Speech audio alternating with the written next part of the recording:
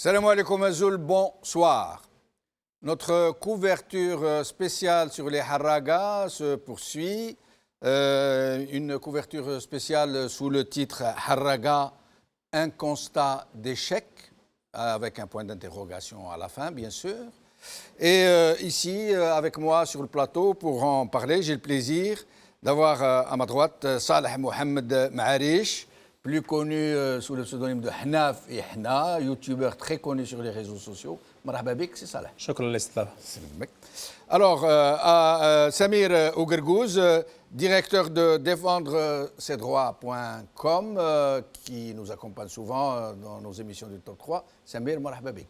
Merci pour votre invitation. Merci. Alors, Mourad Dhina, membre fondateur du mouvement Rachad, vous êtes physicien de formation. Merci Mourad d'être de nôtre. مرحبا. Merci. Et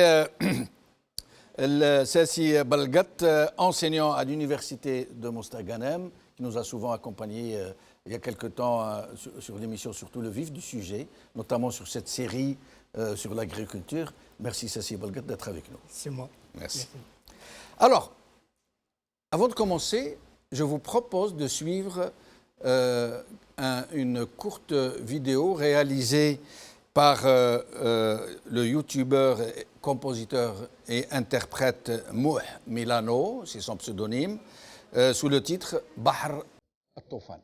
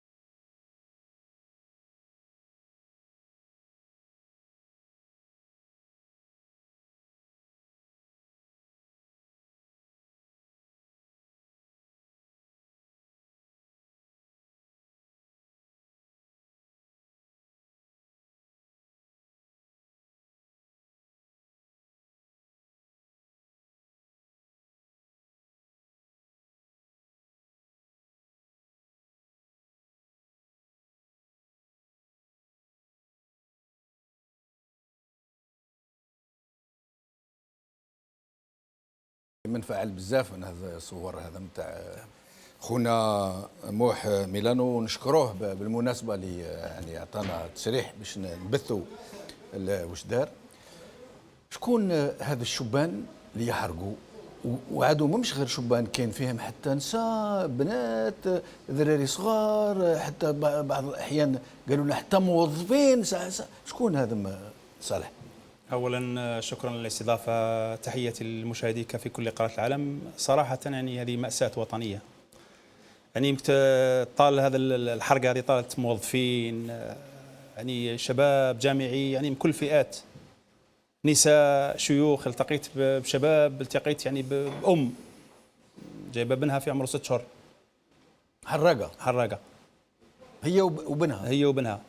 وبعد ذلك اخوها يعني كان جاي من وهران، يعني عائله محي في وهران، يعني كانت بينهم امراه حامل وواحد الشاب في عمره 9 سنين، يعني غرقوا ماتوا. نعم، توفاوا. فالمراه كانت هنا مع امها وولدها صغير، يعني قالت لك انا موتي خير من حياتي، ماذا افعل هنا، واش راني ندير هنا؟ الشيء اللي يوجعك بزاف، يعني اسمح لي على التعبير هذا، انك صرنا يعني بين قوسين مال بلا راعي. دولة سامحة في شعبها، شباب يموت في البحار، شباب يموت في الأنهار. كما سمعتوا قضية أكثر من شاب، بينهم الأخ شكيب بالهيجة اللي غرق في نهر ديرنا بمدينة زفورنيك بصربيا خلال شهر أوت. عائلته نادت السلطات. يعني هذه قصة من القصص اللي عشتها وتفاعلت معها، أكثر من قصة، يعني قصص الواحد يبكي، اللي عنده القلب تاعو يبكي. الأوضاع هذو الجزائريين منين جاوا؟ يعني الإنسان اللي عنده ذرة في قلبه يعني يبكي على الناس هذو. هذا الشاب هذا قدا في عمره 20 سنة، يعني من مدينة شلف. لقوه ميت في واد، جبدوه غرق. يعني خوتنا اللي يروحوا ما يعرفوش الوديان هذو فيهم التيار، يعني فيهم التيار جارف كورون، يعني يجرفك التيار وغمق هذا طول هذا النهر 265. انا شفت الصوره تاعو، ما نجموش نبثوها يعني. وانت طلبت منا بعد باش نعم، هذا يعني شاب من بين الشباب نعم اللي غرق في هذا النهر، واسمه ديرنا بمدينه زفورنيك صربيا، يعني مقصوبه يعني بين صربيا الجزء البوسني البوسني والمسلم والغير مسلم. فجبدوه، يعني بعد ذلك اتصلوا الاهل تاعو به بيجيبوه يعني يدفنوه في الجزائر، لكن لا حياه لمن تنادي. ما تحركوش يعني القنصله ولا الامباساد، ما تحركوش، وخلوها تدفن لثم. تدفن تقريب سوزيكس.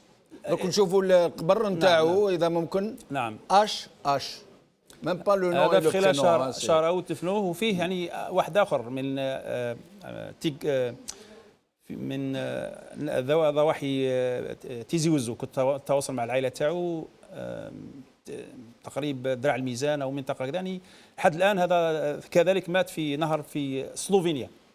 يعني اهله مازالوا يجيبوه ولا مازال ما جابوش. انا يعني نشوفوا، اسمح لي خويا صالح، رانا نشوفوا الصور. هذه المقبره اش في اوت 2018 مداير له بوكي تاع نوار. ها هو مقبره تاعو انونيم تقريب في صربيا. بالمناسبه هذا الشكيب بالهيجه عمره 20 سنه، يعني اضطر واحد صحفي ايطالي يعني راح متطوع، هو اللي صورنا، بعثنا الصور هذو. العائله تاع المرحوم كل مره يبعثوا له، يقولوا اتصل بقنصليه الجزائر في روما، في بلغراد، تصور مساكن الناس زواليه ما يعرفوش. سامحني خويا صالح، معنا خوه عبد القادر. نعم نخليوه يتكلم احسن. خويا عبد القادر، مرحبا بك. الله يسلمك. نعم خويا، مرحبا. عظم الله اجركم، ربي يرحم المرحوم ان شاء الله، وان شاء الله ربي يعطيكم الصبر. واش تقدر تقول لنا على هذه الكارثه هذه اللي صارت في العائله تاعكم؟ واش نقول لك خويا، هذا مسمى خونا طفل صغير كيف الجزائريين، راك تعرف مسمى بلا ما نحكي حكايه تاع الحراقه. ومسمى سياسيه زهر بوجا راه على الترك. ودخل مسمى كي وصل صربيا غرق في الواد هذا. صح. علاه حرق؟ واش نقول لك، علاه غادر بلاده وخلاكم وراح غامر بروحه وبحياته؟ علاه يعني؟ نكذب عليك حبيبنا، شوف سيتياسيو تاعنا مسمى المستوى المعيشي ضعيف، مسمى ناس فقراء ساكنين على برا، ما عندنا والو. راك شايف كيفو كيف احنا الحمد لله على كل حال. مي شبيبه ما تقدرش توصل لهم هذا الامور باش يفهم باللي ودي يسمى يستنى رحمه ربي ولا ما بوجاش بالاراده تاعنا. احنا ما قبلنالوش مي الله غالب. ما راك شايف الشباب تنظر كيفاش. ولا الوالده واش تما- راهي الوالد؟ واش الوالده حبيبي واش نحكي لك الوالده والله غير تما قد ما نحكي لك ما نقدرش نوصف لك كيفاش راهي. من تما الى رقدت ساعه في الليل صافي بليزير راهي حاجه مليحه قوي كاع. ديما تبكي ديما تقسي ديما شايف. غير وليدي توحشت وليدي نشوف وليدي. اش راهي نقول لك حبيبي والله غير مسما ديفوا حتى نتهرب باش ما نشوفهاش نتهرب. بارك الله فيك سي عبد القادر. بلغنا سؤال وسلام للوالده وقول لها راهم الجزائريين والمغاربه كل راهم معاها عم يتفرجوا فينا ان شاء الله. وربي يرحم المرحوم ان شاء الله وبقى على خير خويا. الله يحفظكم حبيبنا برك. انا حبيت اللي نقول لك بسمع اي انسان اللي يقدر يعاوننا. احنا على بالنا باللي مات الله يرحمه وارض ربي ترحم. مي احنا ماذا بينا لو كان يعاونونا نبغى احنا نتحملوا المسؤوليه تاع اللي في وكاع باش نجيبوه ندفنوه هنا برك باش نطفي هذه الجمره تاع الوالده تاعو. هذا مكان. احنا رانا مازلنا صغار رانا صابرين. مي الوالدين والله غير حاجه كارثه كاع. نتمناو انه النداء تاعكم يكون مسموع وحتى السلطات هذه على الاقل وهذا اقل اضعف الايمان انها تتحرك شويه. بارك الله فيك سي عبد القادر وبقى على خير. ان شاء الله انتم فهم. بارك الله فيكم الله يحفظكم ان شاء الله ربي يعاونكم. Mourad, c'est quoi cette catastrophe? Moi, ce qui m'étonne beaucoup, c'est que nous nous sommes tellement imprégnés de malheurs et d'autres tragédies successives les unes après les autres, c'est comme si on ne ressentait plus la gravité de ce qui nous tombe sur la tête. Mais c'est un phénomène absolument tragique. Comment se fait-il qu'il passe ainsi, presque de façon banale, qu'il soit ainsi assimilé comme étant n'importe quoi? Qu'est-ce qui se passe? C'est effectivement un problème de fond dans notre société qui a été exacerbé par une politique dont est responsable un pouvoir. Alors c'est sûr, ceux qui nous entendent vont toujours vouloir nous accuser de tout coller à ce pouvoir. De souffler sur les flammes. Mais il est responsable. Il est responsable. Il ne peut pas s'échapper de cette responsabilité. Le président actuel enjoignait aux Algériens de leur dire « Al-Fa'ras qui a bas ». C'était son slogan.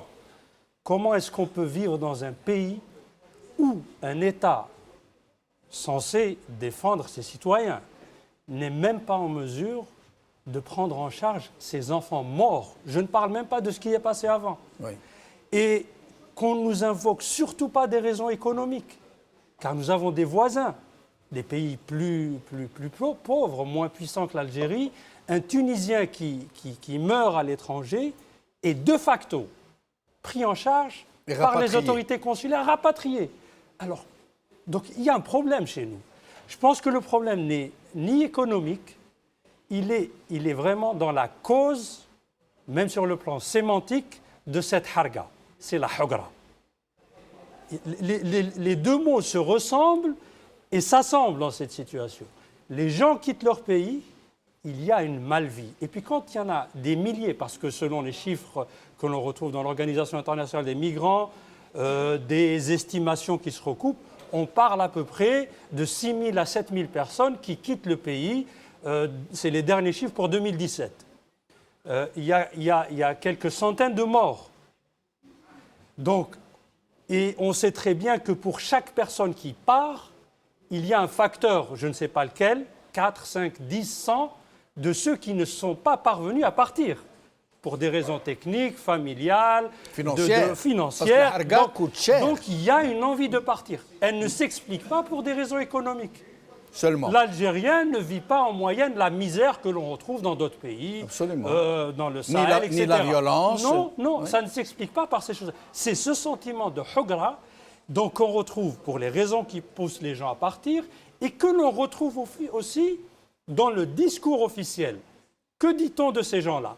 On les criminalise. En 2009, il y a une loi qui fait du fait de faire de la harga un délit qui est puni par le code algérien Et bien sûr, on n'a pas dit harga dans la loi, ça aurait été indécent. On dit ceux qui quittent le territoire à travers des postes non autorisés. C'est-à-dire que, alors qu'on fête le 70e anniversaire de la Déclaration des droits de l'homme, qui donne le droit à tout humain de sortir et de revenir dans son pays sans contrainte aucune. La liberté de circulation. La liberté de circuler.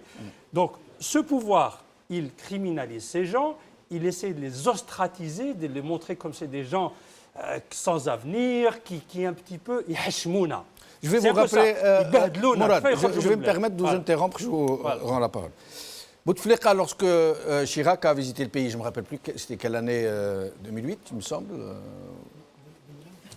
me rappelle plus très bien. En tout cas, il était avec Chirac et les jeunes Algériens, on les a tous vus, crier visa, visa, visa. Et alors, quand Chirac est parti, Bouteflika avait fait un discours, je m'en rappelle très bien. Il avait dit كنت مع شيراك ويجيو الشبان يعيطوا فيزا فيزا كان واحد الشاب قرب لي بزاف يقول لي فيزا قلت له تحب فيزا قال ايه فيزا فيزا قال له تشاو بيلو تشاو بيلو تشاو بيلو وناض عليه تصفاق بالخادم لا فيديو اكزيست elle est sur les réseaux sociaux قال لهم ولا تحسبوا يعني هاربين من الميزيريه ولا من الخوف ولا لا هاربين حابين يلبسوا سيرفاتمون لاكوست ويتزوجوا ببلوندا. Je vous laisse poursuivre. C'est encore c'est une manifestation de la Hagra, c'est-à-dire on méprise l'Algérien, on ne lui reconnaît aucun droit, je parle ici de droit de citoyen, oui. C'est une bouche, il est une bouche à nourrir. On te donne de quoi manger,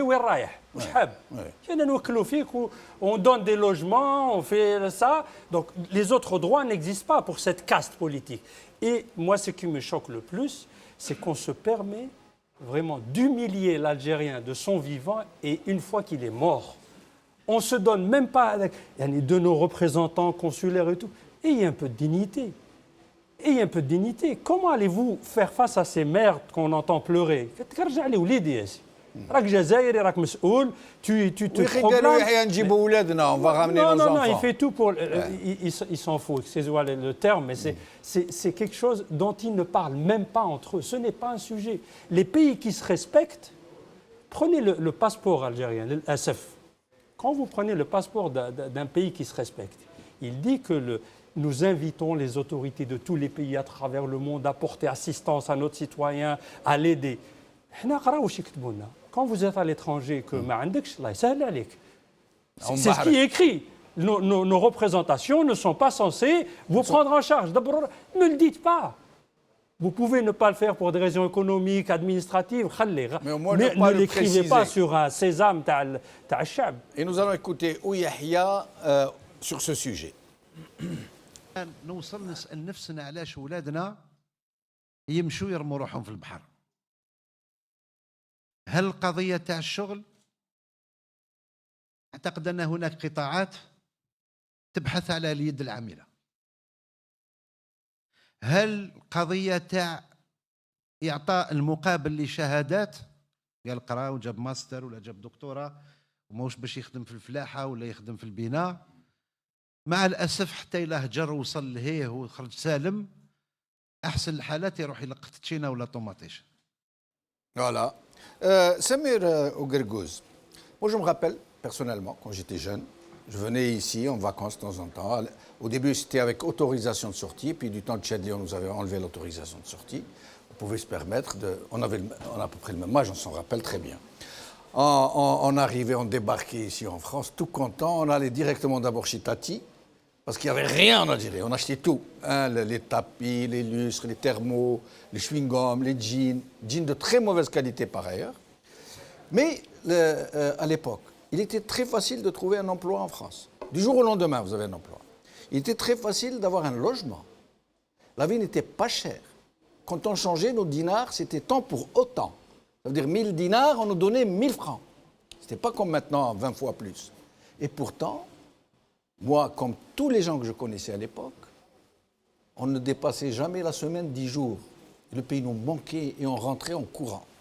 Comment expliquez-vous qu'aujourd'hui, avec cet afflux d'argent, cette société de consommation, il y a tout en Algérie. Parfois, il y a des gens qui ramènent des écrans plasma d'Algérie vers ici. et avec la difficulté qu'il y a à trouver un emploi ici, à faire ses papiers. Comment expliquez-vous ce fol désir, ce désir fou de vouloir quitter, s'arracher à sa famille, sa terre, de partir sans retour? Parce qu'une fois qu'on est parti, on ne peut plus y retourner. Comment l'expliquez-vous, vous, qui êtes un peu dans ce domaine-là, hein? Moi, M. Benchenouf, je tiens déjà à préciser à titre d'éclairage qu'on on vient de célébrer le 70e anniversaire de la Déclaration universelle des droits de l'homme, déclaration qui a été ratifiée par la quasi-totalité des États de ce monde, dont la France et l'Algérie. Mais on constate avec amertume, avec désolation, que cet universalisme, que ces idéaux qui ont été prônés lors de la signature et de la ratification de ces idéaux de justice universelle, ces idéaux d'universalisme des droits de l'homme qui étaient censés s'appliquer à toute l'humanité. Dont l'Algérie est signataire. Il faut le rappeler. Tout à fait. Eh ben, ils sont appliqués d'une manière à géométrie variable et certains États se lavent les mains du sort de leurs ressortissants ou de leur jeunesse. Donc ce qui s'exprime à travers ces images, c'est la désolation et comme vous le remarquez à juste titre, c'est quoi? C'est l'injustice et le manque de dignité. C'est ce même manque de dignité et de désolation qui vous arrive lorsque vous arrivez à l'aéroport à Alger. Oui. Et lorsqu'il y a des gens qui passent devant vous et qui se retrouvent sur le tarmac. Moi, j'étais à Alger, je suis parti à Genève. Il y a des gens qui sont venus. Donc il y avait une femme avec son époux, une dame avec sa fille, qui ont pris l'avion avec une voiture, un escorte. Ils sont descendus à Genève avec une escorte également, venus les récupérer sur le tarmac. Super, ce qui est désolant, citoyen. Ce qui est désolant, moi je reviens de New York, il y avait des personnes en cravate il y a 3-4 jours. Si vous n'avez pas de passeport diplomatique, vous n'êtes pas parlementaire, vous passez, ou si vous n'êtes pas staff d'une compagnie aérienne, vous passez comme tout un chacun, et vous faites par la les lignes chaîne directement, ou si vous n'avez pas d'enfant, ou vous ne souffrez pas d'un handicap quelconque, vous faites la chaîne. Et c'est la même personne, donc on s'est retrouvés vers les valises. Vous voyez, là on récupère nos valises. C'était pour l'anecdote, c'était un peu rigolo. Mais c'est cet ostracisme, cette discrimination que l'on ressent directement en arrivant en Algérie. Et que ces haragas même ont pu ressentir par des discriminations sociales, économiques, culturelles, par un manque d'accès à l'éducation, un manque d'accès au travail, un manque d'accès à la formation. Et voilà. Donc, quand vous n'avez rien, M. Benchenouf, une distribution mafieuse de la rente. Qui ne tente rien n'a rien, mais qui n'a rien tente tout. Et c'est l'expression même de ces jeunes, avec désolation, qui perdent la vie, dont les mamans souffrent. Elle est de vous, la formule? Je ne sais pas. Elle est peut-être de moi. Elle est peut-être de moi. Très intéressant. Donc voilà, malheureusement. Et maintenant, pour rebondir à la question que vous me posiez il y a quelques instants, moi j'accompagne des investisseurs, que ce soit des investisseurs européens qui investissent en Afrique ou également des investisseurs maghrébins, en particulier algériens, de plus en plus, à l'approche de l'élection. Vu l'incertitude qui se passe en Algérie, les gens veulent sécuriser leurs investissements. C'est-à-dire les gens qui ont de l'argent sont en train de yahargo à leur manière, quoi. Monsieur Benchenouf, quand vous voyez une personne qui a une envergure aussi importante que Robrab, qui a la possibilité d'avoir une dizaine de chaînes de télé, une dizaine de médias, et qui se fait bloquer à une seconde reprise, après décision de justice, de manière totalement injuste et totalitaire, par des autorités douanières. Donc à ce moment-là, et qui a un marasme de population qui sort dans la rue, tel ce qui s'est passé à Béjaïa ces jours-ci, a fortiori, à plus forte raison, des investisseurs d'une plus faible, tout aussi respectable et d'une plus faible envergure, ne veulent plus investir dans leur pays. Donc les gens se sauvent. Ces gens-là se sauvent pour une malvie, pour une injustice, et d'autres personnes qui ont une certaine qualité. Il y avait plus de malvie avant. C'est ça que j'aimerais comprendre. Il y avait plus de malvie, il y avait plus de misère, il y avait tout autant de hagara, sauf que la rente était distribuée à peu près de façon assez relativement juste.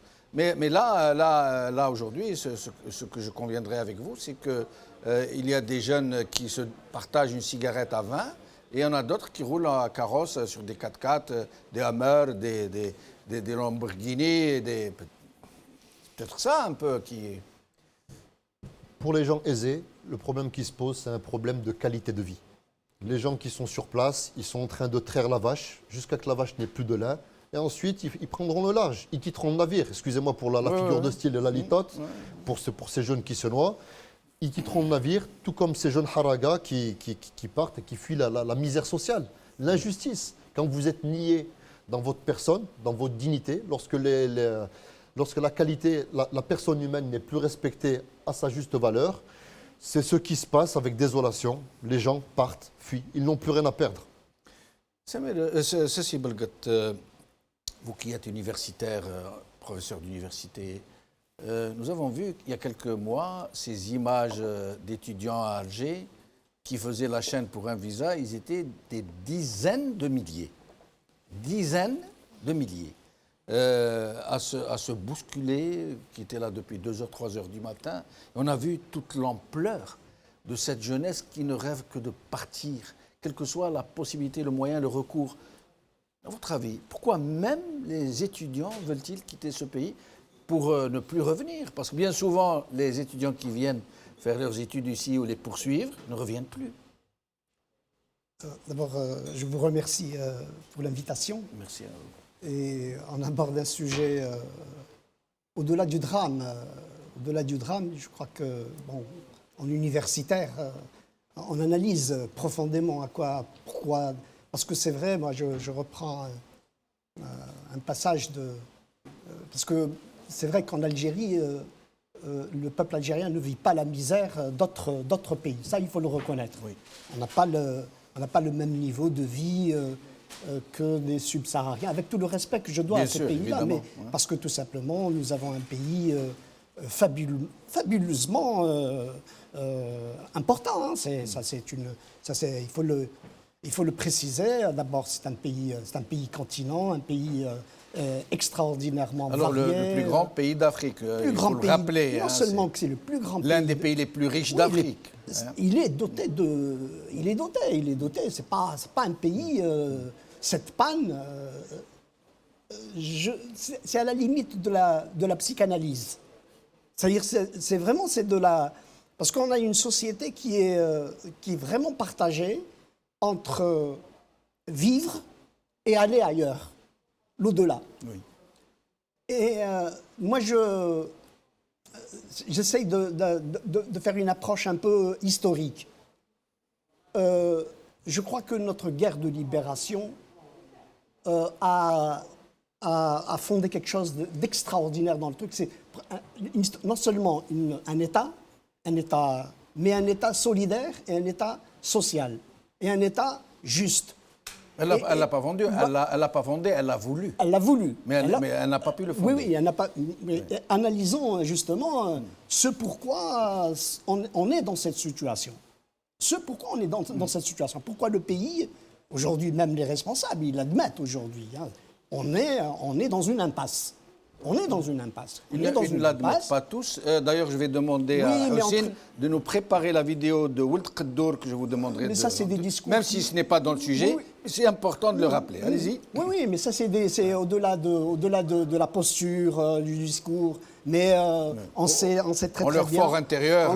Non, ça c'est reconnu. Implicitement, on sait qu'on est dans la preuve.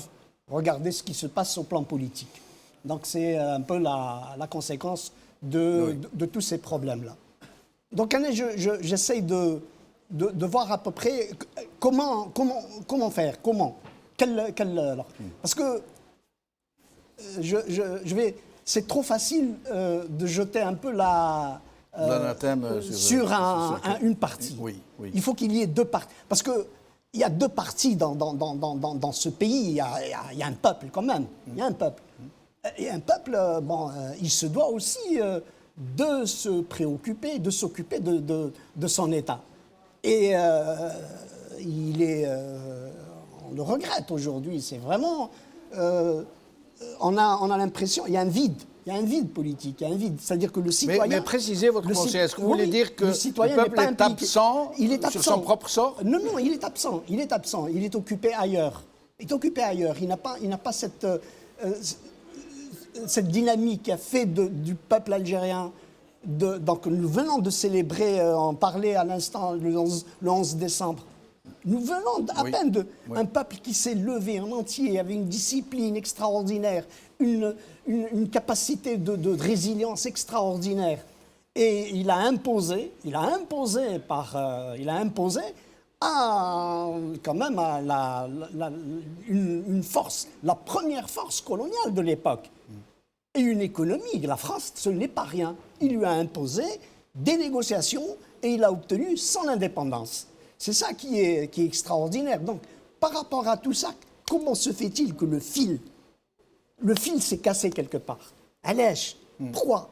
Qu'est-ce qui se passe exactement? Et quand on voit alors, bon, j'en parlais, je vois par exemple là au niveau des trucs, parce que Yahya, c'est vrai, quand il dit, bon, on enseigne et on délivre plus de diplômes que les autres pays. C'est vrai. Aucun pays africain ne totalise 2 280 000 étudiants. Aucun pays africain ne le fait. C'est dans les standards internationaux. Donc, nous avons une formation, mais quel type de formation? Quelle qualité de l'enseignement? Quel niveau? Non seulement le niveau, mais aussi il faut créer aussi des emplois. Parce que chaque fois que des débouchés. Et on crée énormément de... Donc, il y a un appel d'air. C'est vrai que l'Algérie de 2018 n'est pas l'Algérie de 2000. Moi, j'ai vécu l'Algérie de l'indépendance.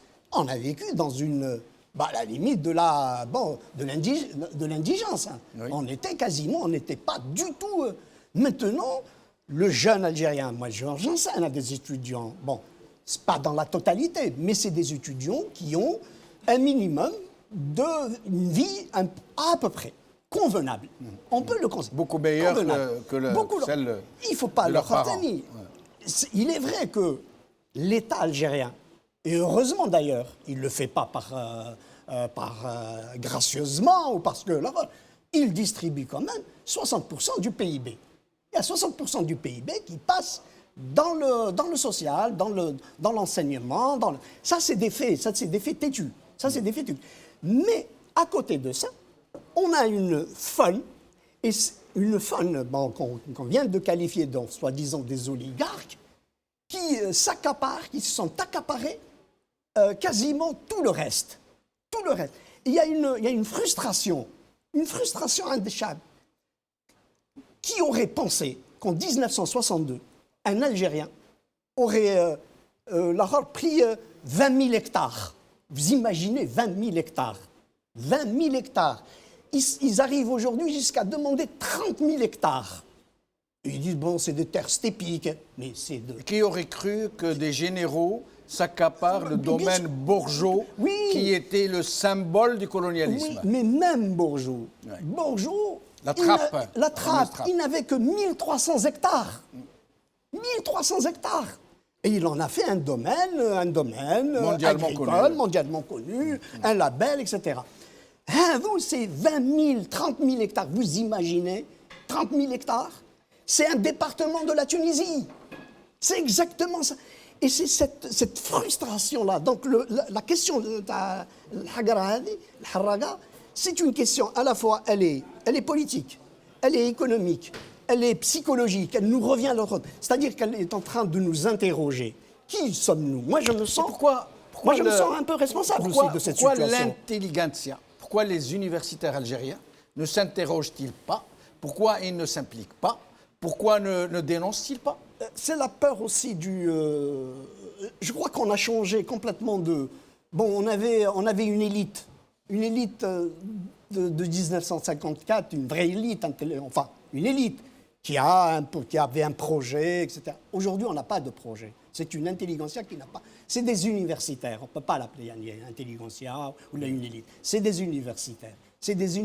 À la limite, le travail universitaire, il est alimentaire. Beaucoup le comprennent comme étant un truc alimentaire. تختي راسي. Et هذه نتاع تختي راسي بدات البلاد راح تدي البلاد للحيط. Non, on est déjà dans ce truc-là. Oui. C'est-à-dire que maintenant, moi, je dis, il est urgent de réagir. Il faut réagir. Je ne peux pas me taire devant ces trucs-là. Je ne peux pas me taire. Et Samuel Ogolgoz veut réagir, puis je reviens à ça. Je peux rebondir exactement. Je suis en partie d'accord à ce que vous venez de souligner un instant. Mais il me paraît nécessaire quand même de dire, bon, nous, les Algériens, on a toujours eu des mythes fondateurs. L'émir Abdelkader, nous sommes tous des musulmans, nous sommes tous des Algériens. Non, il faut dire qu'en 62, il y avait des personnes qui disaient dans les rues Tahia al-Jazair, et il y avait d'autres personnes qui étaient en train de défoncer les maisons et de défoncer les biens laissés vacants par les Français. Il y avait deux sortes. Et les mêmes combattants qui ont combattu pour l'Algérie, et vous pourrez les voir, les vrais moudjahidines, ne demanderont, pas tous, ne demanderont toujours pas leur pension. Il y a certains qui sont maintenant restés fellahs dans certaines régions et qui ont combattu à des rangs très importants, qui étaient dans n'importe quel contrée en Algérie. Mais ces moudjahidines-là font profil bas. Ce ne sont pas des gens qui sortent de manière avec ostentation leur carte de moudjahid pour revendiquer certains droits qu'ils n'ont jamais eus. Avec l'histoire également des faux moudjahid. Chacun d'entre vous connaît les faux moudjahid. Chacun d'entre vous connaît des personnes qui se revendiquent héroïques mais qui ne le sont pas. On a toujours voulu avoir des mythes fondateurs. C'est dire que la société algérienne demanderait à être expliquée. Voilà. Je voudrais également dire une chose, c'est qu'en Kabylie, je ne suis pas là pour défendre telle ou telle partie de les arabophones ou les berbérophones, mais c'est qu'en Kabylie, en 2000, dans les années 2000, il y a eu plus de 130 morts. Il n'y a aucune région d'Algérie qui ne s'est solidarisée et qui ne s'est levée pour qu'il y ait une revendication, des revendications salutaires au niveau des droits de l'homme, de la personne humaine. Et c'est un génocide qui a été commis. C'est une partie de la population qui a été exterminée sans qu'il y ait eu de jugement à l'heure actuelle. Et ça, bon, on se solidarise, mais il aurait fallu prendre conscience bien auparavant des méfaits qui ont été commis et de l'injustice qui avait été commise. Et une chose, je tiens à terminer, ce ne sont pas parce que les gouvernants sont grands qu'ils gouvernent, c'est parce que le peuple se soumet. Ça, on a les gouvernants que l'on mérite, que ce soit en France, en Algérie ou aux États-Unis. Je voudrais terminer par cette... صالح محمد معاريش على حسابك يعني علاه الشبان الجزائريين ومش غير الشبان كما كنا نهضروا عادوا حتى العائلات علاه بزاف الناس في الجزائر الحلم نتاعهم الوحيد هما انهم يرميوا بنفوسهم للغربه والميزيريه ولي سونتر دو ريتونسيون خاطر شي الناس يحسبوا كي يجي هنا صاي يجي هنا ترافايو نوار البوليسي يجروا وراه سونتر دو ريتونسيون ما عندوش الكواغط ساعه يباتوا البر علاه يعني وش الشيء اللي يتفهم. اول شيء تكلمت تاع العمله، انا نزيد لك الجواز. ايوه تحترم الدول للجواز والعمله نتاعها. يعني البلاد تاعنا مع الاسف الشديد يعني ما لا تبالي باي واحد. الناس اللي خرجوا من البلاد يعني ما عندهم حتى امل، والناس اللي عايشين في الغربه يعرفوها. يعني التهميش، الظلم، هذا الشيء اللي خلى الشباب يحلم بالجهه الاخرى. نعرف ناس تقريبا 50 سنه لا دار ولا اولاد ولا حلم في البلاد فيقول لك روح للضفه الاخرى، والضفه الاخرى مش كما كانت، كي تقول له هكذا ما يعجبوش الحال. لكن على الاقل في ناس، انا شفت ناس جاب ولي اخوه ولا باباه جابوا حراق باه يداوي في اوروبا. شفناها الصوره هذه. يعني هذه الامور تخلي الجزائري وراه كرم الجزائري، وراه هذيك المقوله اللي يرفع راسك با. نقارنوا بين الدول الجوار، يعني تبكي الدم تشوف الامور هذه اللي صارت في الجزائر العزه والكرامه. يعني هذا النواب بين قوسين 400 ولا 470 نائب المفروض ينادوا الى حاله يعني كما نقولوا حاله طوارئ. ايتا ديرجانس. هذا الامر لان كل يوم عشرات الموتى، عشرات المفقودين. انا كي نقول حراق يعني ما نقولش حراق، هذو ناس طالبين حياه افضل. لو هذا الانسان الشاب الجامعي او اللي بدون عمل وفرت له السلطات عمل، حياه كريمه، زواج، بيت، يعني ما مشكيش انه يهاجر. انا شفت واحد صور تاع واحد الحراق حكموه لا بوليس وعقبوه للجوج، حكم عليه باش يرجعوه لبلادو. عرفوه الجزائري. نعم. ركبوه في الطياره، صوره كاينه في يوتيوب. هذيك رحله تولوز وهران. ايوه. نعم انا على بالي بها. يبكي ويعيط وكذا، يقول من نموت وما نرجعش. نعرفوا صور ثاني تاع واحد الله اعلم افريقي حكموه طيش روحه مسكين رمى روحه ومات. ولكن الجزائريين اغلبيتهم اللي يحكموهم يديهم الطياره يديروا حاله، رغم يعني ما مش في خير هنا الميزيريه وفي الطرافاي نوار. كيف يعني تفسر لنا جمال البلاد؟ ماشي نقول لك هي مش حياه يعني حياه جهنم، لكن الناس هذو البعض لا ربما على البعض لان شيء فاقد الامل، ما عنده ولا شيء. يعني تصور قلت لك جمال ان واحد 40 سنه 45 سنه 50 سنه ما عنده والو، لا شغل لا بيت لا زواج. نضرب لك مثال يعني على الدول هذو اللي مثال سنغافوره. سنغافوره متى انقسمت على ماليزيا؟ احنا ما نقارنوش بين الدول، لكن اعطيك مثال. نعم. انفصلت على ماليزيا في ال 65. أي. نهار انفصلوا كانت تقريبا ميزيريا الميزيريا يبيعوا في الحطب والحوت. نعم.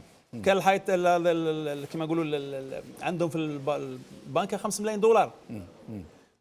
شوف ماليزيا سنغافوره الان بين الجزائر، احنا صقلنا 62 بترول وغاز وذهب ومعادن ثمينه. يعني كيف هذا الناس المسؤولين ما يشوفوش واش صاير في شبابهم، واش راه صاير في البلاد، الناس مظلومه من كل الطبقات اخي جمال. نعم. يعني الظلم هو ولا لا عداله. ثم الظلم والحقره هما اللي يخليوا الناس يحبوا يهربوا من بلادهم. والله 90% الحقره ولا عداله. لو كانت عداله في البلاد راه كل واحد مدي حقه ورانا عايشين بامان. نقبلوا حتى كما يقول لك الاخر ناكلوا التراب في بلادنا. والله احنا كما قالها بومدين ناكل تراب. لكن الان المشكل الان يا اخي جمال، نعم. عندنا بلد ما شاء الله شاسع. الجزائر تعادل القاره بعد تقسيم السودان الان اكبر بلد في افريقيا. نعم. يعني عندنا الفصول الاربعه. شكون يحمل الميزيريه ويروح بلد يعني فيه تشوف الفصول الاربعه في ساعه، يعني لما ممطر وغيوم. يعني لا الناس يعني مش تركوا البلاد يعني فرح وسرور، لكن بسبب الظلم والحقره اخي جمال. درك نشوفوا بعض الشهادات وبعض التصريحات تاع خاوتنا هذا الحراقه في سان دوني هنا في باريس، نسمعوهم. انت تقدر تفهمها، تشوفها جا محط من الدرجه يروح يقتل روحه في الخدمه. ما كاش واش يدير، ما كاش تخرج من الدار، ما كاش واش يدير. خدمه فيها حراش راك في العاصمه تما واش يقول تاع ورقله، واش يقول تاع تمر. حنا لي فوري بيان سور، حنا عين بيضاء مساكن. ما تحكيش هذا، حنا حراش وعندك الماتش وعندك السطاد. واش من السطاد تروح للسطاد، تروح باش زعما ديفولي، تروح تشبع، تدي كيما نقولوا السيئات، تدي العاوي الشر وتخرج وما تزهاش. هنا تخلص تدخل في بلاصتك مكرم معزز، انسان كانسان. عندي 8 سنين غربه، ما عطاونيش باسبور في القنصله. الجزائر اللي ما تمش، توانسه يمدوا لهم، المغاربه يعطوهم، احنا ما يعطوناش. ما راهم حاقريننا، والله راهم حاقريننا، قسما بالله راهم حاقريننا. غير الجزائر ما على باليش. ديروا لنا حالتونا باسبورنا، بيتقتلونا هنايا. عطونا باسبور هذا ما كان. هاي ليك البلاد سعد بوتفليقه ديها من عندي. انا نعطيك باسبوري، انا نعطيه لك باسبوري سعد بوتفليقه. لا لا يا انتوما سبابنا، والله غير انتوما سبابنا. شوف طلع انتوما سبابنا والله يا سعد بوتفليقه من عندي انتوما. انت هو سبتي وتحب نعطيك اسمي ولا قبي وبعث لي موندا داري لدارنا. انت هو سبتنا. مراد درك نسمعوا الساعه. On va écouter Monsieur Wild Qaddour, que vous avez d'ailleurs connu vous-même, hein, je le rappelle. Moi, je vous le dis, même si vous le... C'est ce que vous voulez dire. Voilà. Alors, nous allons écouter ce qu'il dit. Écoutez bien, hein, mais je vous demanderai d'attacher vos ceintures. Mais si vous regardez l'histoire du monde, aucun pays dans le monde n'a réussi à faire ce que nous avons fait en 50 ans. Vous regardez les États-Unis, vous regardez la France, l'Allemagne, tous ont pris minimum un siècle et demi pour pouvoir être développés. Donc on demande au peuple algérien d'être patient. On est sur la bonne route, on est sur la bonne voie. On fait beaucoup d'efforts pour que ce pays soit à la hauteur des espérances de chacun. لازم كل واحد ياخذ الوقت اللي لازم باش نبنيو. On est sur la bonne route, on est sur la bonne voie. Aucun pays au monde n'a réussi ce que nous avons fait. Et là, je crois qu'il a raison. Il y a peu de pays qui ont réussi ce qu'ils ont réussi, eux. Je pense que c'est risible, bien sûr, mais c'est aussi révélateur d'une élite politique, parce que monsieur est quand même PDG de la société, la vache laitière de l'Algérie, qui est Sonatrach. Moi, quand je vois ce genre de déclaration, je ne vois qu'un horizon sombre pour cette Algérie. On ne peut pas tolérer ce degré de langue de bois qui... Ça aurait été de l'incompétence, je l'aurais accepté. Monsieur n'est pas un ignare, ce n'est pas quelqu'un qui... Il a été, enfin, il prétend avoir été dans de grandes universités. Bon, vous me disiez, j'ai été là-bas aussi. Bon, je ne l'ai pas connu, mais soit. Il ne faut pas aussi caricaturer. On n'a pas besoin d'avoir été à MIT pour être président de Sonatrach ou d'autres. Mais ce qu'il dit est un choc. Alors, on ne peut même pas discuter de ces choses-là. Ce sont des aberrations et elles sont encore plus graves. Mais Mourad, comment quelqu'un qui a été au MIT, Massachusetts Institute of Technology, c'est ça? Voilà. Je ne prononce pas bien. Non, ça va. Alors, c'est l'une des écoles les plus prestigieuses du monde qui forme des gens hors cadre, hors normes. Comment un homme pareil, et qui est à la tête de la seule vache laitière, je précise, du pays, qui donc a des bagages, qui a une vision des choses, comment peut-il arriver à dire des choses pareilles? Justement, moi je pense qu'il faut sortir des clichés, qu'ils soient négatifs ou mettre les gens sur des pédestals comme quoi celui-là a été... voilà, etc. Il reste l'humain qui doit être au centre. Hein.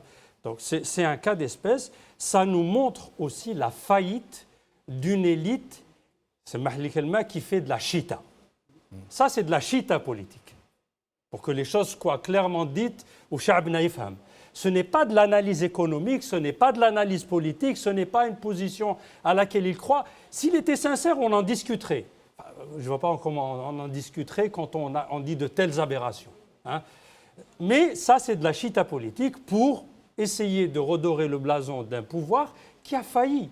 Parce que le problème de la Harga, pour revenir à notre sujet, c'est quoi au fait? Pour revenir aux déclarations des jeunes, c'est vous quoi? venez d'écouter. C'est que ce pouvoir en place, et moi je suis d'accord avec mon ami quand il dit que le peuple a une responsabilité, c'est clair. Mais il reste qu'un pouvoir politique a aussi une capacité énorme à détruire, alors qu'il est censé aussi construire, surtout. Et ce pouvoir-là qu'on a aujourd'hui n'offre aucun rêve aux Algériens. Il ne vend qu'un tableau sombre et une langue de bois. Ou Yahya pour lui, vous avez des diplômes, il ne cherche pas ailleurs. Il ne cherche pas à comprendre ce jeune qui vient parler de Saïd Bouteflika. Qui est-il? Que veut cette personne? Qu'elle soit bonne ou mauvaise, sans parti pris. Que veulent-ils pour la... On ne sait pas. D'ailleurs, ce pouvoir est aujourd'hui absent. On ne peut même pas dire qu'il a un bon ou mauvais projet. Il n'en a pas du tout. Ce n'est même pas un pays comme... Il y a des pays fermés. La Chine, pour eux, l'équation est claire. Il y a les droits économiques et sociaux, droits politiques. Mais ils ont une croissance à 2 chiffres. C'est quelque chose qui se discute. Là, on sombre de jour en jour. Et ce qu'a dit mon ami Samir Koubeila, c'est révélateur. C'est-à-dire, le harga, elle peut être le fait par le faible qui va se jeter à l'eau. Elle peut être par le fait du général major chez qui on trouve des centaines de milliards en cash dans sa maison. Elle peut être celui de l'industriel algérien qui sait que ce pouvoir n'est pas crédible, n'est pas respectable. Donc il attend la première opportunité pour aller s'acheter sa villa à Barcelone ou envoyer son argent de la façon qu'il peut à Paris ou à Bruxelles. Tout le monde y harag. Bima fihom si Bouteflika. Quand on ne l'a pas laissé devenir président à la mort de Boumediene, c'est Bouteflika. Il s'est servi. À sa façon. Mais lui, il avait l'émir des Émirats qui lui a offert le paradis. Et il s'est servi. Mais il y en a qui n'ont pas eu cette chance. Il s'est servi avant de partir. Ouais. Il s'est servi. Oui, mais bien sûr.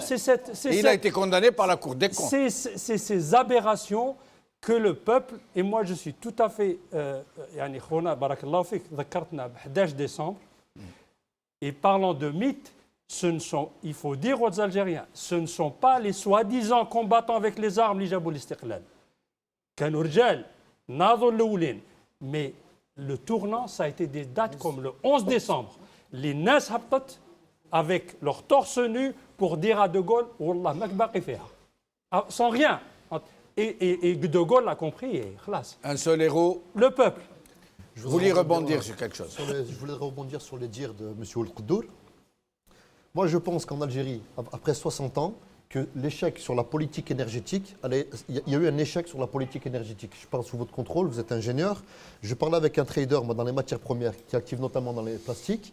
Il y a des pays qui ont excellé, des pays du Golfe, l'Arabie Saoudite, qui sont vendeurs sur les marchés internationaux de PET, ce qui est fait pour faire les bouteilles, de POHD, de PEBD, polyéthylène basse densité. Et les cours on actuellement... importe de l'essence pour les voitures. Et l'Algérie, contrairement à des pays du Golfe qui actuellement sont en train d'investir de manière massive, on importe d'ailleurs effectivement du gasoil raffiné, l'Algérie n'a pas su se doter d'une industrie pétrolifère, de crackers pour transformer les résidus du pétrole en plastique et pouvoir les vendre sur le cours international. Il faut savoir une chose, il y a actuellement... des opérateurs qui importent aujourd'hui de l'ordure plastique maintenant, par dizaines de conteneurs. Maintenant, les premiers sur les marchés internationaux actuellement, ce sont les Américains qui arrivent à placer leurs produits grâce au gaz de schiste. D'où également une volonté américaine, hégémonique, de vouloir imposer cette technique aux Algériens. Bon, ils vont l'imposer pour servir également leurs intérêts. Absolument, ça ne sera pas qui sera une catastrophe pour le pays d'ailleurs. Mais on peut remarquer également, que l'Algérie ne s'est pas dotée de crackers. Il y a des résidus du pétrole. La Corée s'en est dotée. Ils exportent sur les marchés internationaux. L'Algérie, non. Selon le traducteur, la croissance d'Algérie a été plus forte que la Corée du Sud. Ces 50 dernières années, ça c'est un cas d'école. Exactement. Voilà. Tout à fait. Alors, je vous donne tout de suite la parole. Nous allons voir une courte vidéo. Vous allez voir le sauvetage d'Harrag pour rester dans le sujet. Et je reviens à Sassi Belgat.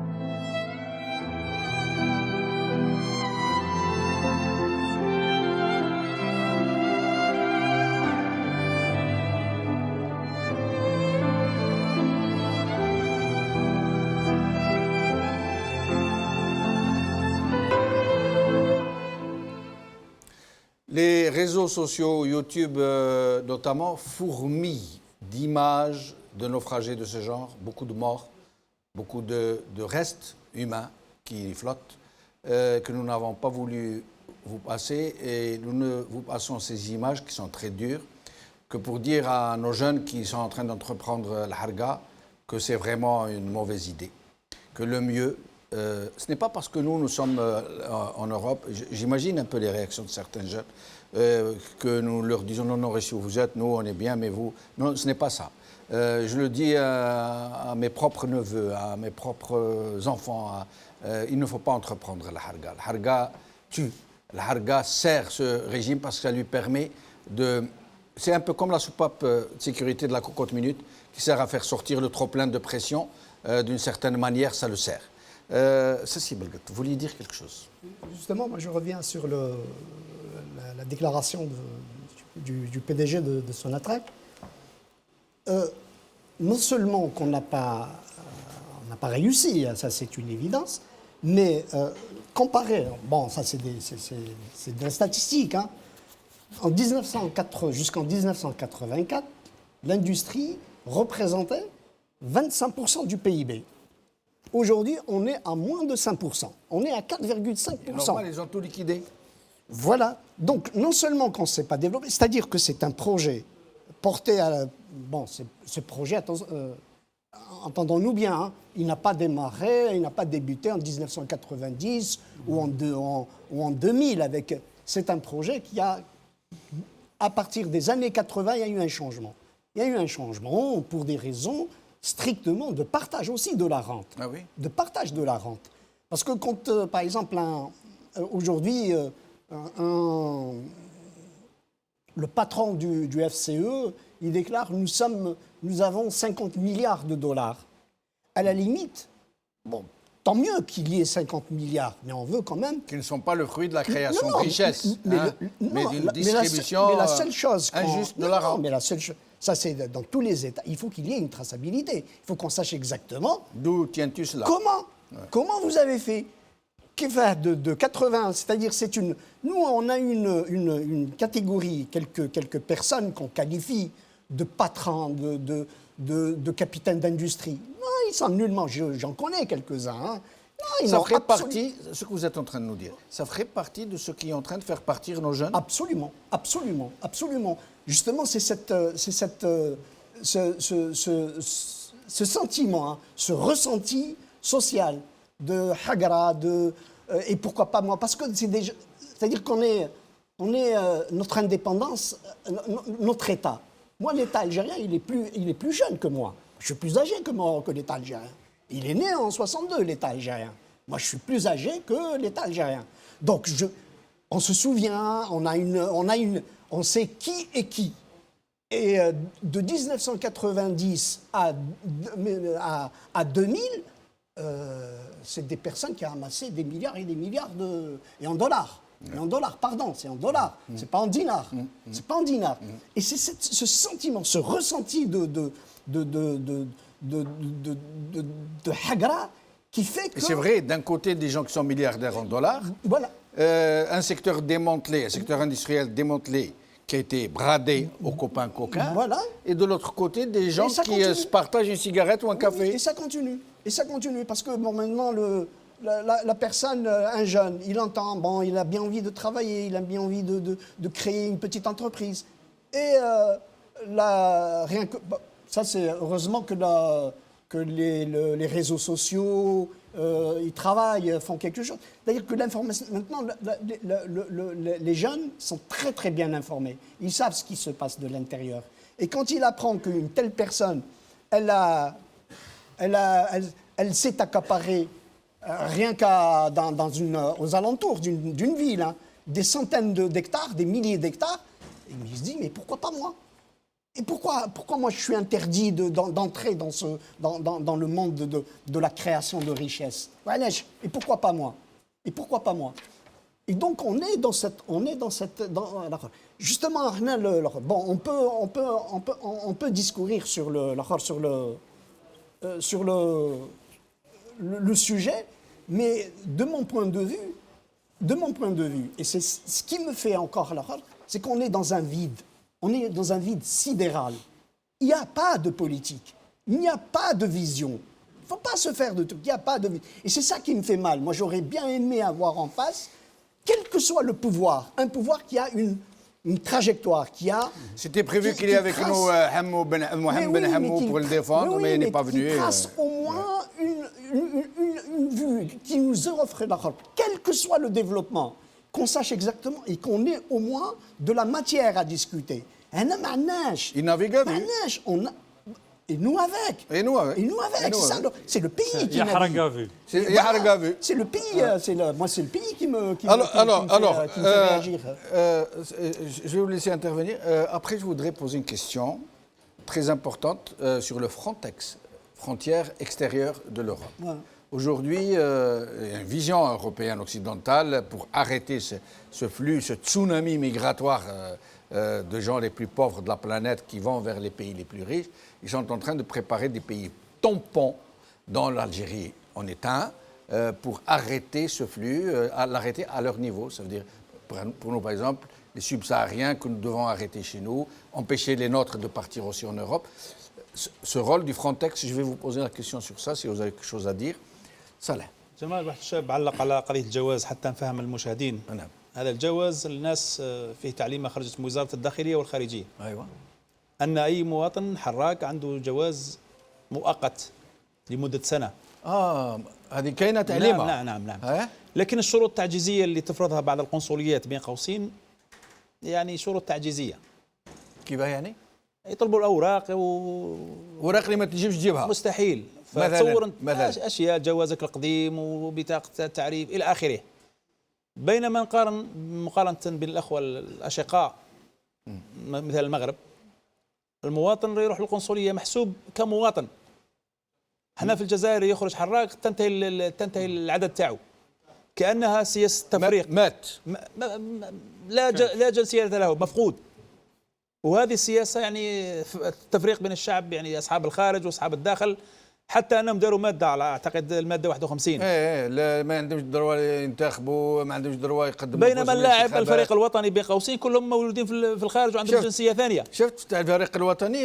نعم. بينما احنا يعني غير مرغوب فينا، سواء اللي مقيم او الحراق. الشاب يهدر على الجواز، يروحوا القنصليات باه يطلبوا الجواز. والتوانسه المغاربه حقيقه يعطيهم الباسبور. والله اخ مغربي كلمني قال لي اي حراق عنده الحق بالتصويت انتخاب، عنده الحق باستخراج جواز لانه جاء مواطن مغربي. وهذا كي نقول لك يعني مواطن مغربي انه ينتسب للبلد. هذا منين؟ هذا الجزائري. وزميل تونسي وهنا وقاعد ياكد قال لي نعم يمدوا للحراقه توانسه يعطيهم باسبور. بينما هنا تعليما من وزاره الخارجيه والداخليه، يعني هذا الشاب كان يهدر على الجواز الاستعجالي، يعني تاع سنه. اول شيء كي يروح القنصليه مش راح تعطيه له باطل، راح يدفع نفس الثمن تاع 10 سنوات. يشرجوه مش عارف كانت 50 والله 89 اورو والله هكذا، راح تقريبا نفس الثمن تاع عام والله 10 سنوات. وما فيهاش بزنس جماعه بالصوار دي لا ربما هذه الاشياء والله لا اعلم، لكن ربما في اشياء صارت من قبل، يعني مشينا في العروق صارت من قبل. لكن نهضر على القضيه هذه لازم ياخذوها بعين الاعتبار. اخي حراق اعطي له الجواز عام، راهي فايده ليك الخزينه العموميه، وفي نفس الوقت يعرفوه كجزائري تعد له كرامه، يدير اشياء، يتزوج، ما يهمكش فيه انت. فبعض الاحيان القنصليات تطلب مثال، اعطينا اثبات بلا تزوج، اعطينا اثبات بلا دير هكذا، اسمك هك ولا هك، اعطي له جوازه اخي، اثبت عليه انت انه جزائري، يعطي له جواز لسنه، عنده مشكله في البلاد، شرعه في البلاد. يعني الامور هذه تاع البريكولاج اخويا جمال ما تحلش المشاكل تاع حراقه، وتزيد كل يوم مشكله وتزيد مشكله. يعني نعرفوا القنصليات بين قوسين كاين ناس يخدموا، كاين ناس صراحه يعني قلبك يوجعك. وبين قوسين فيه نواب تاع الجاليه، وراهم نواب الجاليه، الناس اللي ماتوا في سلوفينيا، الناس اللي واحد مات في تركيا ضربوه بالموس، الناس ولدوا مات في تركيا عنده اكثر من اسبوعين، حتى الناس اللي مدوا احباب ربي. يعني وراه هذا الناس اللي يقول لك نعاونوا الجاليه يبانوا في وقت الانتخابات. طبعا وراه تكفل هذو الناس نقل الجثامين للجزائر، تلقى جمعيات نحييهم في بعض الاحيان ناشطين احباب ربي كما نقولوا، الناس اللي يعاونوا الناس باه يبعثوهم للجزائر. بينما هذه اعانه الجثامين ونقلها للجزائر يعني يطلبوا شروط تعجيزيه، لازم ابوه يروح لوزاره الخارجيه يكتب تقرير بلي ما عندوش ويبقى يجري، والميت مسكين 10 سنين 10 ايام ويبقى يدور تعرف البيروقراطيه تنساو خلاص. وكما هذا الاخ اسمع لي الاخ تاع تيزي وزو مازالوا في سلوفينيا ما جابوش، الاخ تاع شكيب دفنوه في صربيا، وفيه اخرين لم نسمع بهم، كاين اخرين حتى ربما حرقوهم، الله يرحمهم ويصبر والديهم، وان شاء الله الناس المسؤولين يخافوا ربي في هذا الشعب. امين. لا نزيدوا نشوفوا صور بعض اللقطات تاع شبان خرجوا قبيل، نذكر مشكورين يعني لطفي ومخلوف لقطوا لنا بعض صور، وانت اخويا صالح ثاني اعطيتنا بعض الصور، نزيدوا نشوفهم. والله رانا مع خونا لطفي من عنابه خوكم مشلف، تحيه خاصه للناس الغرباء، الناس الجداد، الناس ان شاء الله.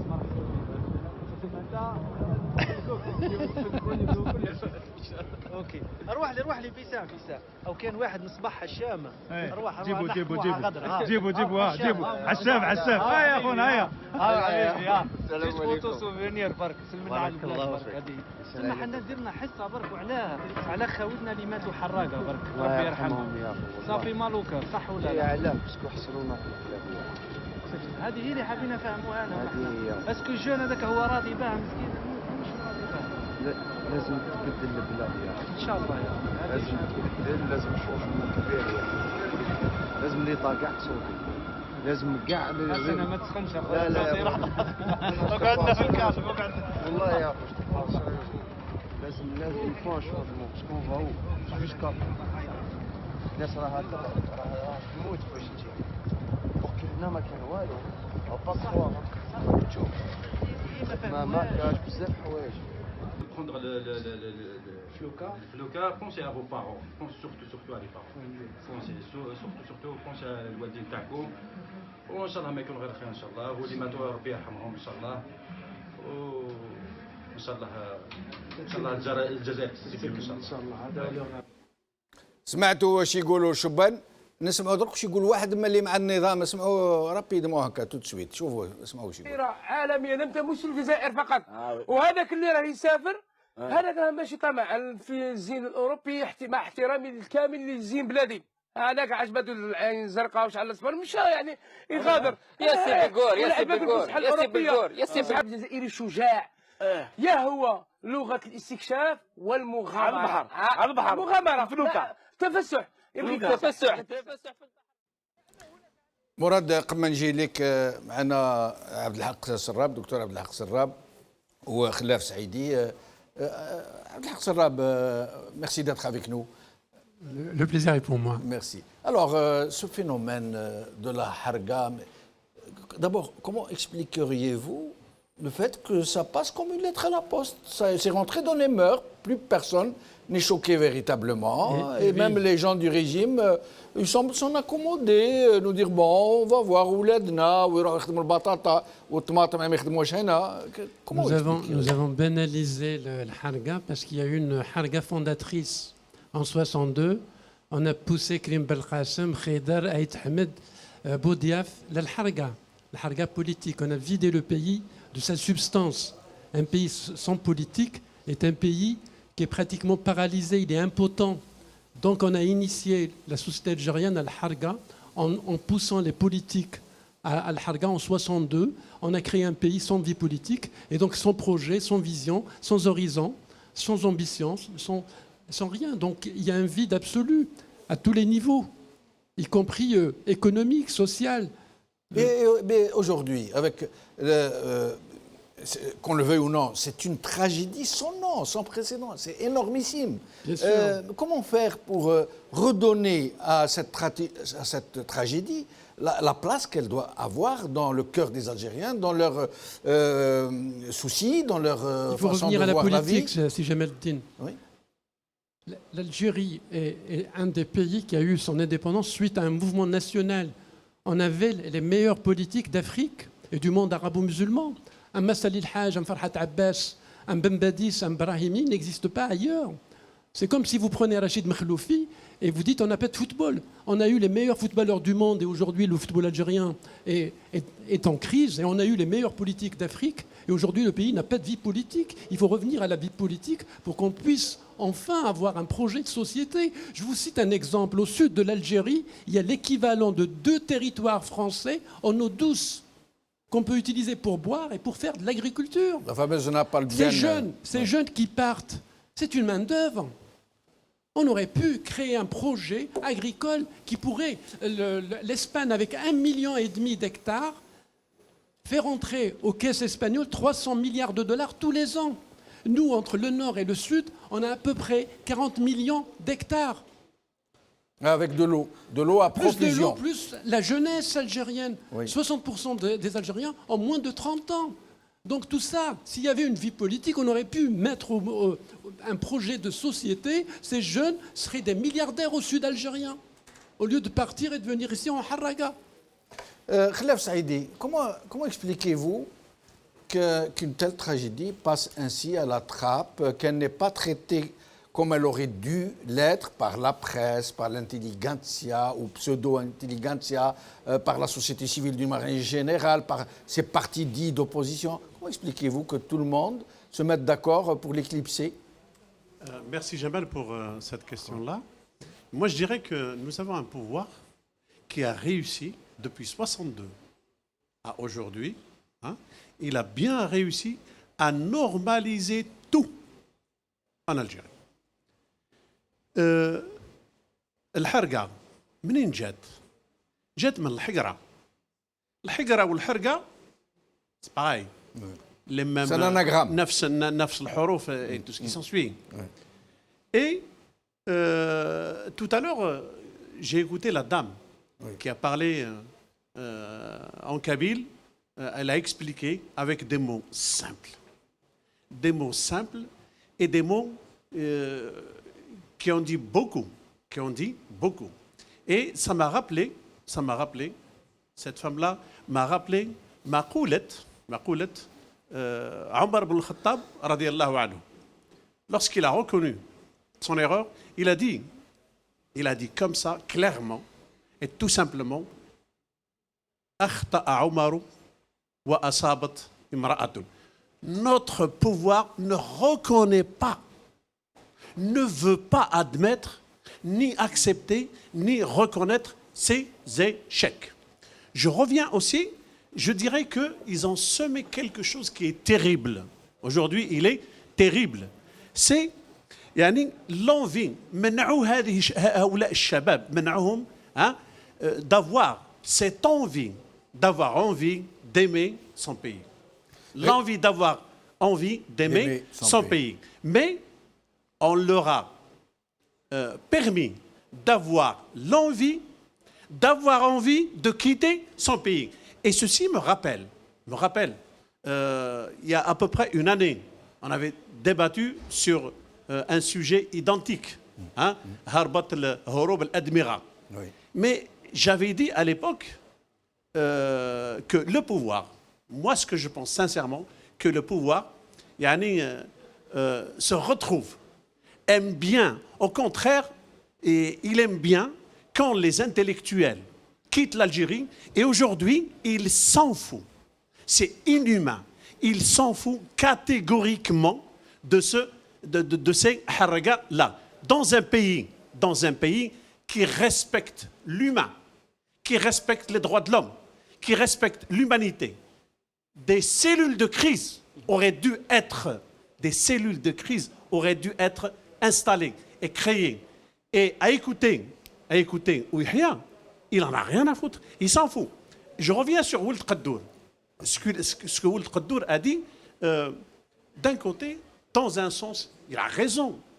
Il a bien raison quand il dit que l'Algérie, que nous avons, il parle du pouvoir et lui-même, nous avons fait réaliser en 50 ans ce que la France et les États-Unis n'ont pas réussi à réaliser en 100 ans. Oui, bravo. واش درتوا؟ حقرتوا الشعب، حقرتوا الناس وصدرتوا هذا تصدير الحراقه للخارج. La France, son citoyen, il peut aller voyager où il veut. Il peut aller dans n'importe quel pays au monde où il veut. Il est bien reconnu, il est aidé, il est libre de toute circulation. Mais le jeune Algérien aujourd'hui, il ne peut ni travailler, il ne peut ni voyager réglementairement comme on le faisait avant. Je me rappelle, moi aussi, vers les années 80, quand j'étais lycéen, même avant d'avoir 18 ans, je venais chaque mois rendre visite à mon père. J'avais toujours un visa. Je restais un mois et demi, et je retournais en Algérie. Et restez avec nous. Et ceci n'est plus permis. C'est l'une des raisons aussi qui pousse les gens à vouloir rester avec nous. Merci. Nous allons voir une courte vidéo de l'imam. Un imam nous parle de la harga. Vous allez écouter. Attachez vos ceintures. شباب نحن محقورين عندنا رانا كاين الحقره كاين الظلم اذلال ما عندناش قيمه في هذه البلاد. طيب الحقره حرام والظلم حرام والاذلال حرام ولكن كذلك قتل النفس حرام. لا يجوز قتل النفس. الإنسان لا يجوز لأي إنسان أن ينهي نفسه بنفسه. إذا كان يريد الإنسان الرزق يسأل الله سبحانه وتعالى يوفقه. قال لك ولا تلقوا بأيديكم إلى التهلكة. هذا قرآن. إذا فيه تهلكة لا تلقوا بأيديكم إلى التهلكة. نعطي رأي شرعي. هذا ما كان. قرار ليس بأيدينا. نحن لسنا هيئة تنفيذية. Mourad, commentaire avant de revenir au Frontex. Oui, écoutez, ça c'est connu depuis la nuit des temps. Quand la religion devient une force de répression au service d'un État, on n'a plus de religion. Et là, moi, je rejoins Marc. C'est un outil de propagande. C'est un opium des peuples. Ce n'est pas la religion qui parle, c'est la marionnette qui est habillé en barbe ou ce que vous voulez, qui dit ce que veut dire celui qui est derrière. Voilà. Donc la religion, on peut lui faire dire ce qu'on veut. Donc pour revenir à une chose plus sérieuse, parce que pour moi, ça c'est pas de la religion, c'est du charlatanisme. Ouais. C'est comme la religion qu'on voit aujourd'hui chez les Al Saoud, etc. Donc pour aller plus loin de nos frontières, parce que c'est le même topo. Hein. Donc ce n'est plus de la religion, c'est une arme comme d'autres, comme si on envoyait, excusez-moi, des chiens contre des manifestants ou des canons à eau, on leur fait sortir un turban pour dire quelque chose. Voilà. Frontex. Alors, il y a 2 jours, il y a une conférence à Marrakech qui est basée sur une résolution des Nations Unies pour essayer de mettre une convention internationale sur la migration. En gros, certains pays voulaient donner certains droits aux migrants, quels qu'ils soient. Les migrants dans un cadre légal voulu par les pays accueillants ou l'autre migration clandestine. On a vu une levée de boucliers de la part de pays européens qui sont sous la pression populiste.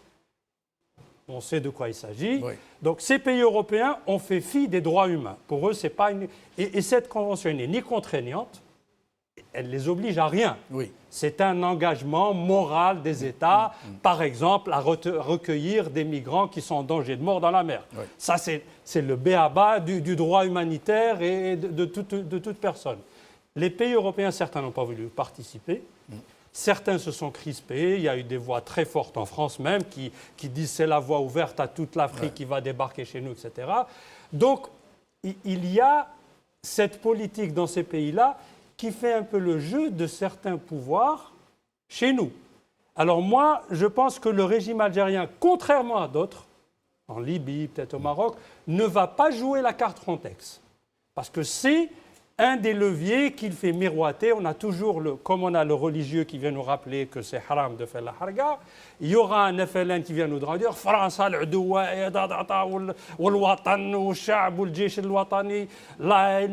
la digne héritière de l'ALN, il va le faire pareil. Et on ne va pas accepter ce dictat des puissances européennes. Les raisons sont stratégiques.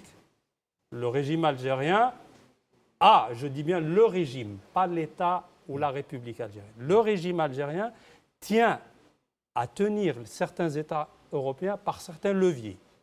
Un peu comme faisait Kadhafi. Il veut les actionner quand ça ne va pas, quand le président français dit quelque chose. Il lui envoie une fournée. Une fournée. Ou là, autre chose. Ils l'ont fait. Des officiels français ont parlé dans les années 90-90. On se rappelle de ce qu'ils disaient. Il ne faut pas oublier l'histoire. Que ce régime peut actionner des leviers. Il va garder cette carte. Comme il a actionné les leviers terroristes. Je ne voulais pas utiliser le terme. Voilà. J'ai donné une date, à vous de comprendre. Je me suis porté à votre rescousse. Voilà. Donc, il utilise ces leviers et il va faire la même chose avec Frontex. Si on l'embête un peu trop, si on fait pression, aftah le couloir de l'Afrique subsaharienne et on n'a pas vu les gens qui partent dans des barques de Annaba ou là de... Laissez-les. Excusez-moi le terme, démerdez-vous avec, tous les Européens. On ne leur donne pas de passeport, on ne les reprend pas. Parce qu'il y a... Vous savez que Merkel est allée en Algérie, pourquoi? Ce n'est pas pour faire des échanges économiques, pour négocier le rapatriement d'Algériens que l'Algérie ne reconnaît pas en tant qu'Algériens en Allemagne. Dans tous les pays européens, dans le mushkil. Les consulats algériens, il y a eu même d'autres deals qu'ils ont tentés. Ils ont essayé de dire on reprend cela si vous nous donnez d'autres. Et ça, c'est des choses que... Ce n'est pas une anecdote, hein, c'est des choses vraiment... Peut-être même vécues. Vécues. Voilà. Donc, avec preuve à l'appui, selon des instances judiciaires. Ce n'est même pas des instances politiques ou qui l'ont dit, qui ont mis ça, ça existe dans des dossiers. Donc, voilà où on en est. Donc, malheureusement, les pays européens, ils se replient sur eux-mêmes. Et puis, de toute façon, pour eux, ce n'est pas leur problème. Comme nous, on veut fermer nos frontières. Mais nos pays, comme a si bien dit Cheikh Lili, c'est qu'on aurait dû avoir des cellules de crise. Alors, quand un Européen meurt en pleine Afrique, c'est tout le pays qui débarque là-bas pour le récupérer. Passons à autre chose. Je rappelle, pour apporter de l'eau à votre moulin, que 30%, Hussein, 30%, 32% des étudiants, des Harraga, selon des statistiques contenues dans une thèse qui vient d'être soutenue, sont des universitaires. D'abord sur le sujet du Frontex. Sur le sujet de Frontex, moi, ce qui me paraît nécessaire de souligner, c'est que le mur de Berlin, les mêmes briques qui sont tombées dans le cadre du mur de Berlin en 89, ils ont été tout simplement et bonnement installés dans les Méditerranées. L'Europe actuellement ne veut plus de migration. Ils ont ouvert leurs frontières à l'Est, dans les pays de l'Est, avec des gens, si on peut s'exprimer ainsi, à tradition chrétienne, des personnes blanches, claires. Je suis désolé de faire une digression, je suis peut-être un peu cru. Non, mais c'est une logique. Ouais. Et chaque pays est là pour défendre sa souveraineté, à bonne ou à mauvaise raison, les Algériens, les Américains, les Français. Les Français sont là où les puissances occidentales, vous avez parlé tout à l'heure de négociations, il me semble qu'avec les Américains, il n'y a pas de négociation, ce sont des diktats qui sont imposés. Trump, je ne pense pas qu'il puisse négocier avec Bouteflika ou avec même Macron. Ouais. Il impose. Il impose. Moi, je reviens des États-Unis. Il y a des immeubles qui sont construits depuis 200 ans. Nous, en Algérie, on a des immeubles qui ont été construits, que les Français, à bonne chose, ont laissé. Ils ont été construits, ces immeubles, avec des mathématiques, des lois physiques, des ingénieurs des mines. Nous, on construit un immeuble, en 20 ans, il s'écroule. Ouais. On ne va pas faire le procès de telle ou telle personne. Néanmoins, il y a des matières premières qui sont en Afrique. Ces matières premières ont de tout temps été convoitées par les puissances occidentales. Elles s'en servent. Pour exemple, la Côte d'Ivoire est premier exportateur de cacao au monde. Oui. Mais ce ne sont pas les maîtres et les rois du chocolat. Oui.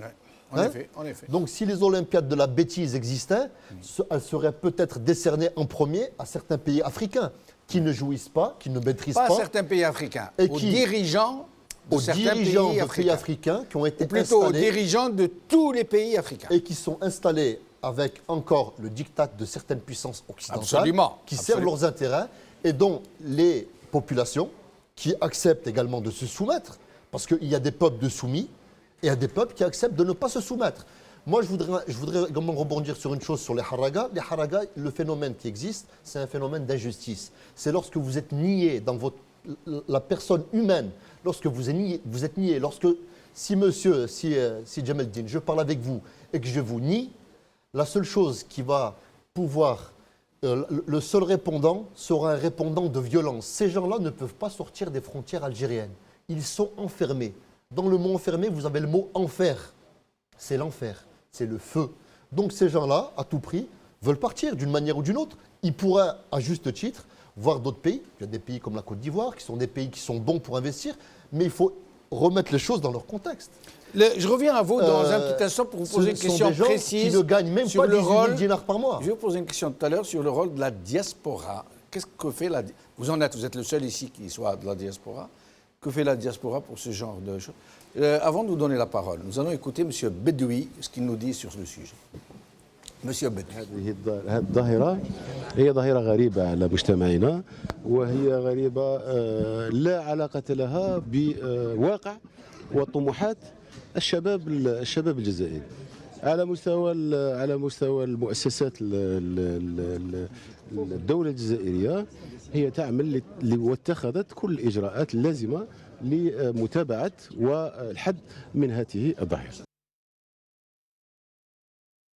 Juste après lui, Yahya, c'est la dernière vidéo que nous vous montrons. Yahya, puisqu'il ne reste plus beaucoup de temps. Deuxièmement, je peux vous indiquer qu'au jour qui nous rassemble, il y a au moins 700 laissez-passer auprès de nos missions consulaires en Allemagne qui attendent les concernés pour en bénéficier et revenir. Troisièmement, enfin, si l'Algérie a fait comprendre à l'Allemagne amie que nous n'acceptons pas l'utilisation des charters avec tous les pays, nous avons également dit que Air Algérie fait 6 vols par semaine entre l'Algérie et l'Allemagne.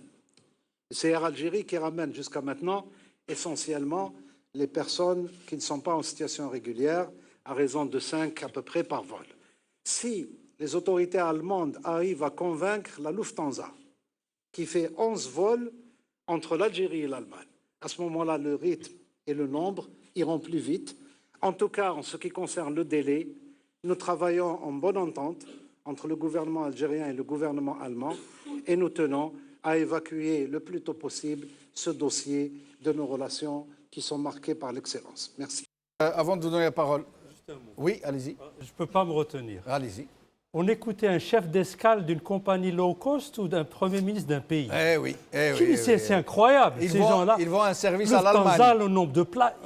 Il aurait dû prendre place à Francfort, à l'aéroport, ou là-bas. chef d'escale de la Lufthansa. Incroyable.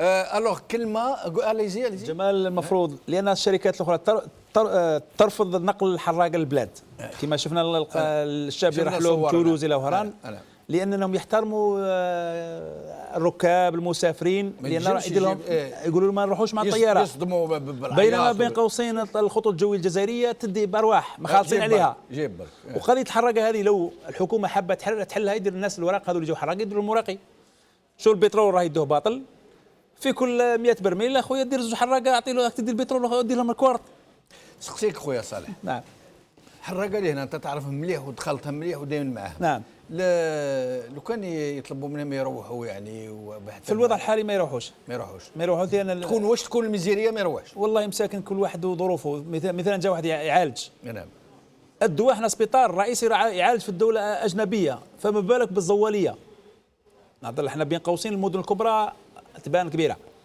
بينما الجزائر العميقه يعني الناس تبكي الدواء مازال الان بعثوا لهم الدواء اعطيني علبه الدواء بعث لي الدواء في 2018 وانا ظاهره كنت في البلاد في ولايه من الولايات دواء مصنوع في الجزائر مفقود يعني هذا نهضروا على الدواء بينما الشخص كيجي هنا يداوي رغم انه يعني بدون اوراق انسان يعني بدون اوراق من حقه العلاج كانسان خلينا من هذم اللي يداويو اللي راهم هنا عايشين تحت القناطر ويبيعوا في الدخان ويديروا في الترافايو نوار وميزيريا ويهرب من الله غالبيه تحت القناطر ما كاش بزاف تحت القناطر غالبيه يروحوا يسكنوا في يعيطوا ل 105 هنا يروحوا يباتوا 105 يعيطوا له يجي يبات 105 هذه الحكايه تاع القناطر نادرا الجزائري وهذا اللي يعيطوا للفوايي تاع 115 ويروحوا يباتوا في الفوايي يا اما يباتوا في الفوايي اما الجزائريين الفوايي ما يروحش الجزائريين في بعض الاحيان كاين واحد بن عمه صاحبه يديه يبات وكاين احباب ربي كان معاونه من الجاليه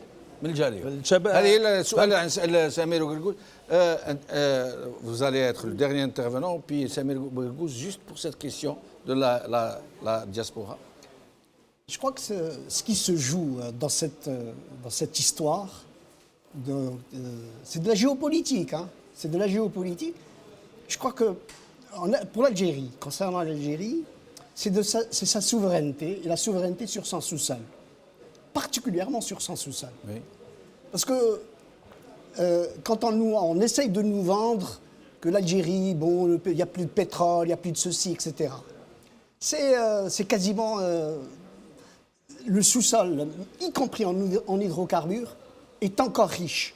Et ça, ils le savent très très bien, que ce soit les Américains. C'est pour ça qu'aujourd'hui, ils essayent de jouer, y compris sur les instruments, la loi sur les hydrocarbures. Ça a été à un moment donné, ce même,